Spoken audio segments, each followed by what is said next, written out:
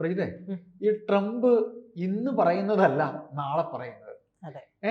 ഇന്നിപ്പോ അദ്ദേഹത്തിന് വെളിവുണ്ടായി പറഞ്ഞിരിക്കുന്നത് 2 ധീര പുരുഷന്മാരാണ് ആ ഒരു വലിയ യുദ്ധത്തെ തടഞ്ഞു നിർത്തിയത്. അതായത് നമ്മുടെ ഓപ്പറേഷൻ സിന്ദൂർ, നമ്മൾ പാകിസ്ഥാനെ അടിച്ചത് പാകിസ്ഥാന് വേണ്ടി അസീം മുനീർ, നമ്മുടെ പ്രധാനമന്ത്രി നരേന്ദ്രമോദിയുടെ 7 അയലത്ത് വരാനുള്ള യോഗ്യതയുണ്ട് ഈ അസീം മുനീറിന്? അങ്ങനെയൊക്കെ ചോദിച്ചാൽ ഇല്ല, എല്ലാവർക്കും അറിയാം അല്ലെ? അവൻ എന്തിനാണ് ഇങ്ങനെ, ഇത് ആർക്ക് വേണ്ടിയാണ് ട്രംപ് ഇങ്ങനെ പുകഴ്ത്തൽ പ്രക്രിയയുമായി നടക്കുന്നത്? എനിക്ക് തോന്നുന്നതേ ജോ ബൈഡന്റെ അസുഖം ട്രംപിന് ഉണ്ടോ എന്നൊരു സംശയമുണ്ട്. ഇന്നലെ പറഞ്ഞത് ഇന്ന് ഓർമ്മയില്ലാത്ത ജോ ബൈഡന് ഓർമ്മക്കുറവ് ഉണ്ടായിരുന്നു. അത് അദ്ദേഹത്തിന്റെ പാർട്ടിക്കാരും ഒക്കെ മനസ്സിലാക്കിയിട്ടുള്ള നമുക്ക് എല്ലാവർക്കും അറിയാവുന്ന ഒരു കാര്യമാണ്. അപ്പോൾ അങ്ങനെയുള്ള വിഷയമേ ഉണ്ടായിരുന്നു. ട്രംപും ഈ പറയുന്ന രീതിയിൽ ട്രംപിനെ എല്ലാവരും ഭയക്കുന്നത് അതുകൊണ്ടാണ്. ട്രംപ് ഇന്ന് പറയുന്നത്, ചേട്ടൻ പറയുന്നത് നാളെ പറയില്ല, നാളെ തന്നെ ആയിരിക്കില്ല, അടുത്ത സെക്കൻഡ് മാറ്റി പറയും. ഇതിപ്പോ ഈ പറയുന്ന ഇന്ത്യ പാക് സംഘർഷം അവസാനിപ്പിച്ചത് 2 മിടുക്കരായിട്ടുള്ള ഭരണകർത്താക്കളാണ് എന്ന് പറഞ്ഞല്ലോ. ഇത് കഴിഞ്ഞതിന് ശേഷം ഇതിനു മുമ്പ് അദ്ദേഹം ആദ്യം പറഞ്ഞതുപോലെ തന്നെ ഇത് ഞാൻ അവസാനിപ്പിച്ചത് ഞാനാണ്, ഞാൻ ഒരൊറ്റൊരാളാണ്, ഞാൻ മാത്രമാണ് എന്നായിരുന്നു. അതെ. പിന്നെ അപ്പൊ തന്നെ മോദിയുടെ ഒരു സ്റ്റേറ്റ്മെന്റ് വന്നിരുന്നു. അപ്പൊ മനസ്സിലായി മോദി വിട്ടുകൊടുക്കാനുള്ള ഭാവമൊന്നുമില്ല, അതുകൊണ്ട് വിട്ടുകൊടുക്കേണ്ട അതായത് അത് കളിച്ചിരിക്കാൻ പറ്റില്ല എന്ന് മനസ്സിലായി. അപ്പൊ ഈ അസീം മുനീറുമായിട്ട് ഈ സംഘർഷം അവസാനിച്ചത് ഇവരുടെ ഈ പറയുന്ന മേധാവിമാരൊക്കെ നമ്മളെ വിളിച്ച് അത് അംഗീകരിച്ചത് കൊണ്ടാണ്, അവർ നമ്മളെ വിളിച്ച് അഭ്യർത്ഥിച്ചത് കൊണ്ടാണ് നമ്മളത് നിർത്തിയത്. ഓപ്പറേഷൻ സിന്ദൂർ നിർത്തിയതെന്നും പറയുമ്പോൾ അത് തുടർന്നുകൊണ്ടിരിക്കുന്നു എന്നാണ് ഇപ്പോഴും പറയുന്നത്, തുടരുന്നുണ്ട് എന്നുള്ളതാണ് പറയുന്നത്. എന്തായാലും അതവിടെ നിൽക്കുമ്പോൾ ഈ അസീം മുനീറിനെ ഈ പറയുന്ന ട്രംപ് കണ്ടത് അത് വലിയ വിഷയമാകുന്നുണ്ട്. ട്രംപ് എന്തിനു കണ്ടു? ട്രംപ് G7 നടന്നുകൊണ്ടിരിക്കുമ്പോൾ അവിടുന്ന് പെട്ടെന്ന് ക്വിറ്റ് ചെയ്ത് അമേരിക്കയിലേക്ക് വരുന്നു. അമേരിക്കയിൽ വെച്ചിട്ട് അസീം മുനീറിനെ കാണുന്നു. ആ സമയത്ത് മോദി പോകുന്നു. മോദി ഒന്ന് ഇവിടെ ഇറങ്ങിയിട്ട് പോകും എന്ന് പറയുന്നത്, നമ്മൾ ബസ്സിലൊക്കെ പോകുമ്പോൾ നീ ഒന്ന് ഇവിടെ നിന്ന് ഇറങ്ങിയിട്ട് പോണേ, ചവിട്ടി ഇറങ്ങിയിട്ട് പോണേ എന്ന് പറയുന്ന പോലെ മോദിയോട് പറയുന്നു. മോദി പറഞ്ഞു പോയി പണി നോക്കി, ഈ മാതിരി പരിപാടി എൻ്റെ അടുത്ത് നടക്കില്ല എന്ന് മോദി പറയുന്നു. അപ്പോൾ പിന്നീട് വരുന്ന വാർത്ത നൊബേൽ സമ്മാനവുമായി ബന്ധപ്പെട്ടിട്ടുള്ള ട്രംപിന് നൊബേൽ സമ്മാനത്തിന് അർഹനാണ് ട്രംപ് എന്നാണ്. സത്യം പറഞ്ഞാൽ എൻ്റെ കിളി പോയി. കാരണം ഇങ്ങനെയൊക്കെ പറയുന്ന അസീം മുനീറിന്റെ തലയ്ക്ക് കിളി ഉണ്ടായിരുന്നു എന്നുള്ളതാണ് ഞാൻ ചിന്തിച്ചത്. കിളിയുള്ള ഒരു മനുഷ്യൻ ഇത് പറയുമോ എന്നുള്ളത് അറിയില്ലല്ലോ. അപ്പോൾ നൊബേൽ സമ്മാനം കിട്ടുമോ കിട്ടാതിരിക്കുമോ അതൊക്കെ വേറെ വിഷയങ്ങളാണ്. എന്തായാലും ഈ അസീം മുനീറുമായിട്ടുള്ള കൂടിക്കാഴ്ച അതിന് ഒരുപാട് അർത്ഥതലങ്ങളുണ്ട്.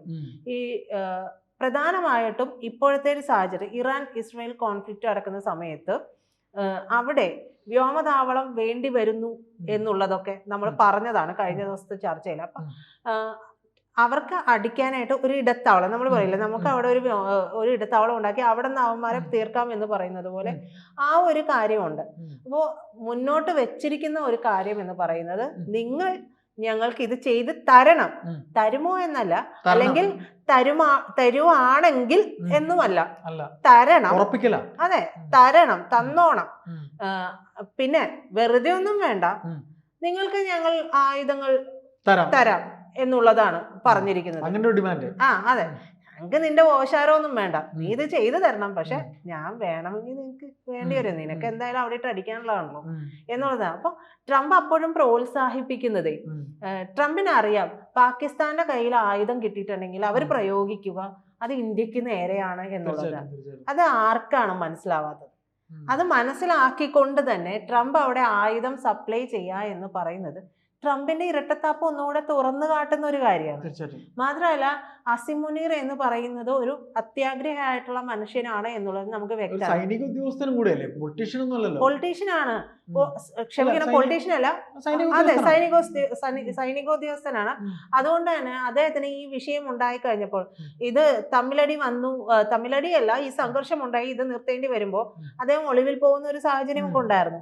അദ്ദേഹത്തിനെതിരെയും വലിയ വിഷയങ്ങൾ അവിടെ ഉണ്ടാവുകയും ചെയ്തു. അപ്പോൾ അസീം മുനീറിനെ സംബന്ധിച്ച് ഇതിൽ നിന്ന് മാറണമെന്നുണ്ടെങ്കിൽ അസീം മുനീറിന് ആജീവനാന്തം സുരക്ഷിതനായിരിക്കണമെങ്കിൽ ഫീൽഡ് മാർഷൽ പദവിയിലേക്ക് പോകണം. അപ്പൊ സ്വയം അദ്ദേഹം തന്നെ പറഞ്ഞു, എനിക്ക് ഫീൽഡ് മാർഷൽ ആവണം, നിങ്ങളതെനിക്ക് അംഗീകരിച്ച് തന്നേ പറ്റുള്ളൂ എന്ന് പറയുന്നുണ്ട്. അവിടെ ഒരു അട്ടിമറി സാധ്യത മണക്കുന്നുണ്ട്. ഷെഹബാസ് ഷെരീഫാണ് ഇപ്പോ പ്രധാനമന്ത്രിയായിട്ട് ഇരിക്കുന്നത്.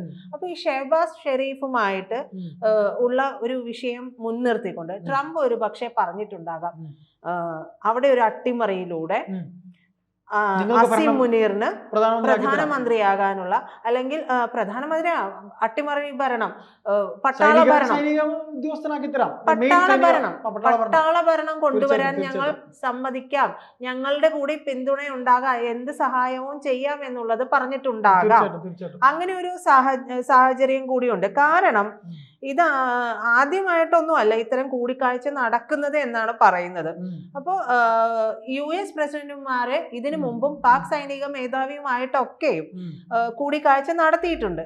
പക്ഷേ പാക് കരസേനാ മേധാവിമാർ രാജ്യത്തിന്റെ പ്രസിഡന്റ് എന്ന നിലയിലേക്ക് മാറുന്ന ഘട്ടത്തിൽ മാത്രമാണ് ഈ ഒരു കൂടിക്കാഴ്ച നടത്തിയിരിക്കുന്നത്. അപ്പൊ നിലവിലെ പ്രസിഡന്റ് അല്ല, പ്രസിഡന്റ് അല്ലാത്ത ഒരു ഫീൽഡ് മാർഷലിനെ അങ്ങോട്ടേക്ക് വിളിപ്പിച്ച് കാണണമെന്നുണ്ടെങ്കിൽ അതിന് ഒരുപാട് അർത്ഥതലങ്ങളുണ്ട്. അപ്പൊ ഇതൊരു സൂചനയാകാം അസീം മുനീർ ഭാവിയിൽ പാക് പ്രസിഡന്റ് ആകാനുള്ള ഒരു സാധ്യത അവിടെ ഉണ്ടാവും. അപ്പൊ കൂടിക്കാഴ്ചയ്ക്ക് പിന്നിൽ ട്രംപിന്റെ വ്യക്തിപരമായ താല്പര്യങ്ങളും ഒക്കെ ഉണ്ട്. എന്തായാലും ട്രംപിന്റെ മകൻ ക്രിപ്റ്റോ കറൻസിയുടെ ബിസിനസ് നടത്തുന്ന ഒരാളാണ്. അപ്പൊ അടുത്തിടെ പാകിസ്ഥാനൊക്കെ സന്ദർശിക്കുകയും ചെയ്തിട്ടുണ്ട്. അപ്പൊ ഇത്തരത്തിലുള്ള ബിസിനസ് താല്പര്യങ്ങളും ഒക്കെ ഇതിൽ ഉണ്ടാകാമെന്ന് പറയുന്നുണ്ട്. കൂടാതെ നമ്മൾ നേരത്തെ പറഞ്ഞതുപോലെ ഇറാന് മേലുള്ള നിയന്ത്രണത്തിന് വേണ്ടി പാക് വ്യോമതാവളങ്ങൾ US ആവശ്യമായി വന്നേക്കാം. അതാണ് ആവശ്യപ്പെട്ടിട്ടുള്ള ഒരു കാര്യം. കൂടാതെ ജയിലിൽ കഴിയുന്ന മുൻ പ്രധാനമന്ത്രിയുണ്ട് ഇമ്രാൻഖാനുമായി ബന്ധപ്പെട്ടിട്ട് ഇമ്രാൻഖാൻ ജനപ്രിയ നേതാവാണെന്നും കൂടിക്കാഴ്ചയിൽ ഈ വിഷയം ഉന്നയിക്കാമെന്നുള്ള കാര്യവും പറയുന്നുണ്ട്. അതേസമയം പാകിസ്ഥാനെ വരുതിയിലാക്കിയിട്ടുണ്ട് എന്നുള്ള കാര്യമാണ് കൂടുതലും പുറത്തു വരുന്ന കാര്യം. അപ്പൊ US നിന്ന് നേരിട്ട് പാകിസ്ഥാന് പ്രവേശനം ലഭിക്കാനുള്ള ഒരു സാധ്യതയുണ്ട്. കാരണം അവരുടെ സഹായം വല്ലാതെ പാകിസ്ഥാന് മേലുണ്ട്. പാകിസ്ഥാൻ അവരുടെ ഓരോരോ ഭാഗങ്ങൾ, തുറമുഖങ്ങൾ, വ്യോമതാവളങ്ങൾ, ആണവ സെന്റർ, നൂർഖാൻ പോർട്ടൊക്കെ, വ്യോമതാവളമൊക്കെ അങ്ങനെ ഓരോരുത്തർക്കായിട്ട്. US മാത്രമല്ല, അതില് ഇതുണ്ട്, എന്താണ്, ഡിവൈഡ് ഉണ്ട്. കാരണം ചൈനയ്ക്കും കൊടുക്കും, അവർ US മാത്രം കൊടുക്കൂല, ചൈനയ്ക്കും കൊടുക്കും. അപ്പൊ ചൈനയ്ക്കും അങ്ങനെയൊക്കെ കൊടുക്കുന്നുണ്ട്. അപ്പൊ എന്തായാലും ഇതൊന്നും തന്നെ അത്ര സുഖകരമായിട്ടുള്ള കാര്യങ്ങളല്ല. അപ്പൊ ട്രംപിന്റെ മകന്റെ ബിസിനസ് താല്പര്യങ്ങളും ട്രംപിന് ഇതിലുണ്ട്. അപ്പൊ ആ താല്പര്യങ്ങൾ മുൻനിർത്താം. അതിനു മുൻപ് ഈ ഇവിടുത്തെ പൊളിറ്റീഷ്യന്മാർക്കായാലും ഈ സൈനിക മേധാവിമാർക്കൊക്കെയും പണം കിട്ടിയാൽ മതി, ബാക്കിയൊന്നും പ്രശ്നമല്ല. അവരൊക്കെ ഭയങ്കര ആഡംബര ജീവിതം, അവരുടെ കയ്യിൽ പണവുമുണ്ട്. പക്ഷെ സാധാരണക്കാരന്റെ ജീവിതം ഏറ്റവും പ്രശ്നത്തിലാണ്, വളരെ കഷ്ടത്തിലാണ്, ദാരിദ്ര്യാവസ്ഥയിൽ തന്നെയാണ്. അപ്പൊ ഇവരെ സംബന്ധിച്ച് എന്തെങ്കിലും ഒരു കാര്യം, ഇന്ത്യയെ സംബന്ധിച്ച് ഇന്ത്യയോട് തിരിച്ചടിക്കാനുള്ള ആയുധം കൊടുക്കാമെന്ന് പറയുന്നത് തന്നെ ലോട്ടറി അടിക്കുന്നതിന്, ബമ്പർ അടിക്കുന്ന പോലെയാണ്. അതായത് പണമൊന്നും കൊടുക്കണ്ട, നീ ഇത് ചെയ്താൽ മതി, ആയുധം കിട്ടും. അപ്പൊ അതൊരു വിഷയമാണ്. മാത്രമല്ല അതിന്റെ കൂടെ മറ്റൊരു ഓഫറാണ്, അസീം മുനീറെ, നീ ഞാൻ പറയുന്ന കേട്ടാ നിനക്ക് കൊള്ളാം, നിന്നെ ഞാൻ മേധാവിയാക്കാം, ഭരണം നിനക്ക് നേടിത്തരാം. അതെ. അപ്പൊ എന്ത് ചെയ്യും? ഷെഹബാസ് ഷെരീഫ് മിക്കവാറും ഷെഹബാസ് ഷെരീഫിനെ വേണമെങ്കിൽ തടവിലുമാക്കും. അങ്ങനെയുള്ള ചരിത്രമുണ്ട്. പാകിസ്ഥാന് അങ്ങനെ, അതെ, പാകിസ്ഥാൻ അങ്ങനെ വലിയ, അപ്പോ പാകിസ്ഥാനെ സംബന്ധിച്ച് പാകിസ്ഥാന് വലിയ എന്താ പറയാ, നമ്മൾ കമ്മിറ്റ്മെന്റ്സ് ഒന്നും, അതുകൊണ്ട് എന്തും